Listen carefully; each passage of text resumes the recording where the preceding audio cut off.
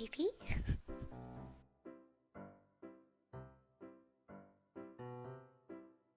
Hey there, everybody. It's Melody.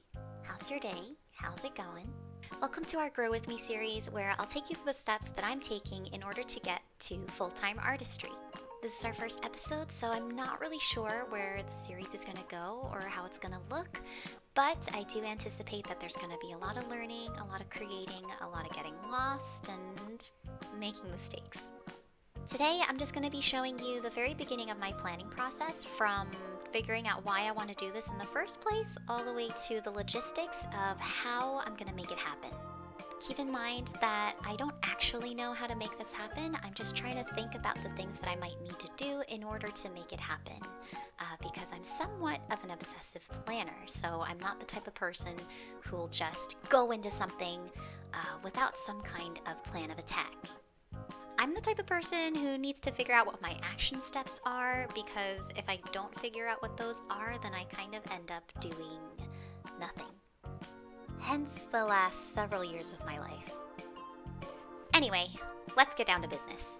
Okay, so I'm actually using this app called CollaNote on my iPad to do some of my planning. I know that a lot of people use Notion to do their planning, and it seems like a really intuitive system, but for this kind of thing, I really just prefer writing things down. For me, it just makes things feel a little bit more real than typing it out.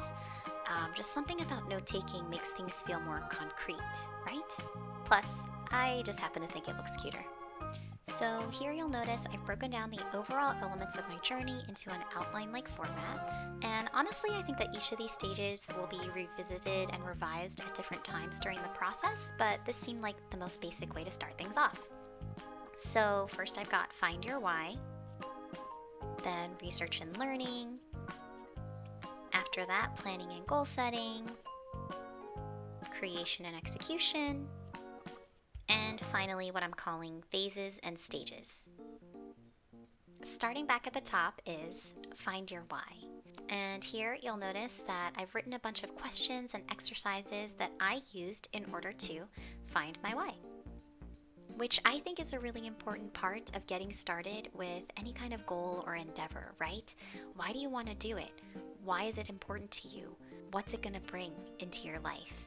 Obviously, this involved doing a lot of journaling and self-reflection, and I actually used some questions from two other YouTubers, Lavender and Kid Millionaire. I'll provide links to their channels in the description down below. I actually answered a lot of prompted questions from those two channels, but these here are the ones that resulted in my most thoughtful answers, and they're the ones that really stuck with me and made me feel like my path and purpose were becoming clearer. So I wanted to highlight them here on my planning sheet so that I could see them easily and remind myself why I'm trying to do this, why I'm doing this, why I'm doing this. Gotta work on being more assertive. Next up, we've got current me and future me. This is another exercise from Lavender. Basically, in a current me and future me, you draw yourself as you are now. Actually, I drew myself wearing exactly what I was wearing when I drew it. But you kind of include your strengths, your weaknesses, things that you've grown in, things that you still need to work on, and so on. And then afterwards, you do a version of your future me, which is of your ideal self, how you want to look, how you want to feel, the kinds of things that you've accomplished, and all that. I actually really love this exercise because by saying future me, I'm not really putting a deadline on myself or adding extra pressure that I don't need. I'm just saying, you know, at some point in the future, this is what my life's going to look like, and this is how I'm going to be. CollaNote lets me just drop images on the pages, so I just took my image files from my iPad and then dropped them in here as a visual reminder of where I'm at and what I'm aiming towards. The last Find Your Why exercise comes from Lavender yet again and is called the Vivid Vision exercise. I won't go too in depth with this one, but basically what you do is write a journal entry from the perspective of your future self. Basically, it's you picturing what your ideal day-to-day looks like, from where you live to what you're eating to what you're doing, and everything in between. I'll put the link to her Vivid Vision video up here somewhere so you can check it out if you like. My own Vivid Vision journal entry lives in a folder on my Google Drive and is very long, so I didn't want to put the whole thing here, but CollaNote also lets you insert links to pages, so I did insert a link to it so that I can just tap on it and go there from my notes. Super easy. Okay, I did not expect that portion to take that long, but the reflection piece, guys, is not something you want to skip, so make sure you take the time to do that. Because that's what's going to keep you going, and that's what's going to keep you persisting, right? It's what's going to keep you grounded, and you want to be able to go back and look at it and remind yourself on those really hard days where you're like, why am I doing this? The next stage is a lot simpler, and I'm calling it research and learning. But basically, I broke down the skills and knowledge that I think I'm going to need in order to run a successful small art business into 3 categories: business skills, art skills, and finances skills. So I put together this list based on various studio vlogs I've watched, or some of them are just actually things that I want to learn how to do. But yeah, you can see here under business, I've got stuff like materials and equipment, platforms, manufacturers, shipping, etc. Art skills are just techniques that I'd like to improve upon that'd help me, maybe with product design or other assets. And finances obviously involves things like budgeting, equipment and material costs, revenue streams, taxes, and insurance. I'm sure there are categories and components that I've missed, but what's nice about this is that I can always come back and add to it again later.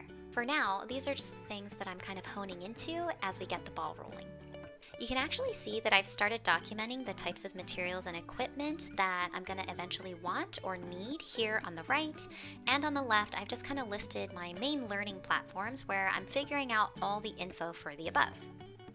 Now, remember how I said we're probably going to be revisiting different stages at different times? Well, I think this is going to be a stage that we're at just eternally. Because there's always something new to learn, right? Like right now, I know that artists are really struggling on Instagram with the changing algorithms, and TikTok, they're learning different social media platforms. We're just constantly learning. So I believe that this is going to be something that we'll come back to and change and adjust over and over again.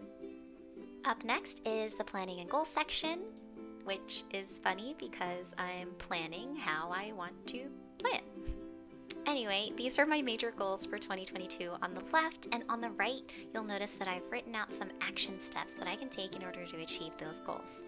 So the goals on the left are actually quite broad, like launch these sites, grow your audience, develop a body of work. I did this on purpose so that in the end, my goals would be impossible not to achieve. Like, I do have some numbers-based achievable goals down here, but overall, even if I don't reach that number of followers, I'm confident that I'll reach my main goal, which is simply to grow my audience.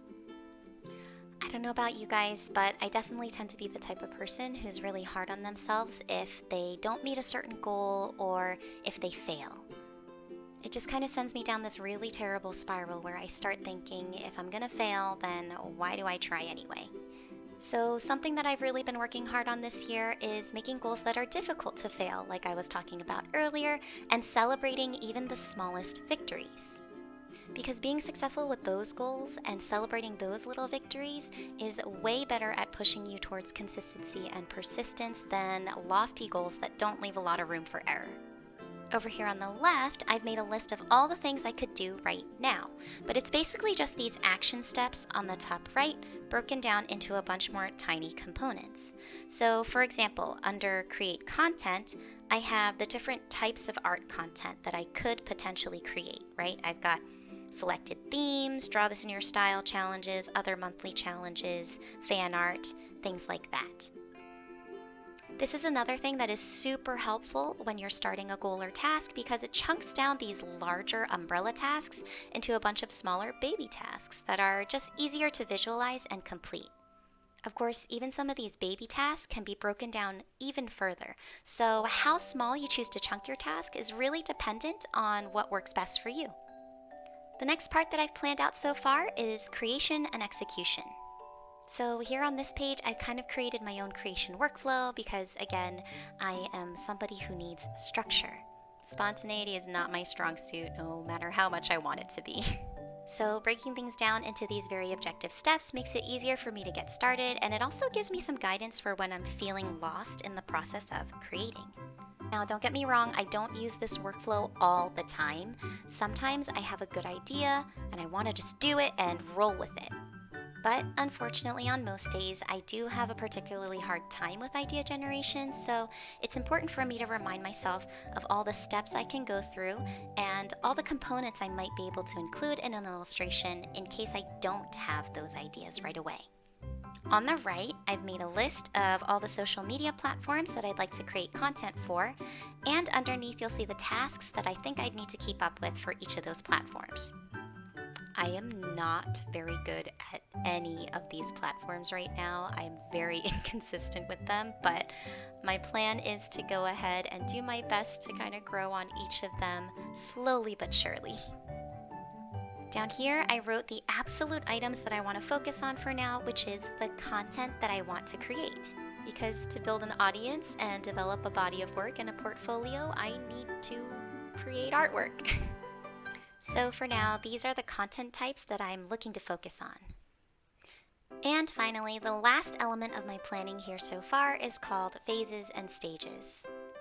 This is basically all of the above broken down into short bite-sized headers so that I can kind of see where I'm at and where I'm going. It also helps me stay focused on my current overall objectives instead of feeling overwhelmed by thinking I have to do everything at the same time. You're probably noticing that this section is pretty sparse, and that's because this section is subject to the most change. I kind of have a good idea of what creating and learning and uploading looks like, but after that, it's all new territory to me. So I know I'm going to have to adjust and add a lot, and I'm leaving room for that here on this page.